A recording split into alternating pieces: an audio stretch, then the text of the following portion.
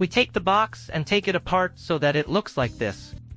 We cut the bottom parts for the moment as shown in the video, since later we will cut all the others so it should look more or less like the one shown below, with the 3 bottom parts cut. We take the box and fold it in half as shown below. It should look more or less like a little house as seen in the video. Now we fold the bottom part in half, taking into account the front of the box, or failing that, where we cut the excess previously, and it should look like this.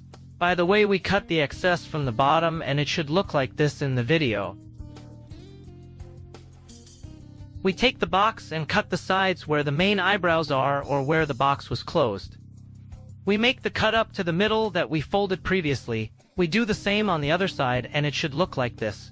Here you can already see the shape that the box will take for our gift.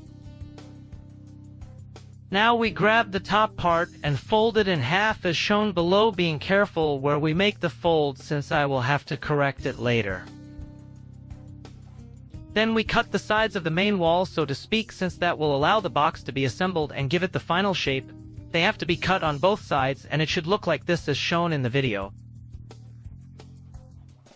Now we get rid of the leftovers as seen below. Pay close attention so you don't cut any main pieces and not be able to assemble the box. I know there are a lot of steps, but once you do 1 or 2 it will be very easy and you will do them very quickly. Once you finish cutting, it should look like this. We take the already cut box and turn it face up and start assembling it. Here, since I didn't have a connection nearby, the silicone dried very quickly, and that's why I glued them together with adhesive tape. But you stand next to the light connection and stick it with the hot or cold silicone, or failing that with the white resistor. With these last 2 options you will have to wait for it to dry to be able to assemble it completely. But it should look like this. Now we just need to join the other wall of the box, just like in the previous one I joined it with adhesive tape. But you do it with the silicone, although with tape it also looks good, and I think in this part it is necessary to do it with this one. Joined, it should look like this. As I mentioned before, I made a bad fold, or the box was smaller and I was left with a surplus, so I will have to cut a little, but this will not affect the integrity of the box and it will be even and will look like this. Finally, I grabbed some silicone since that part that I cut was not completely stuck with the adhesive tape, and so it will be stable. Remember that it has to be on both sides. What happens is that I went ahead and had already put it on one of them.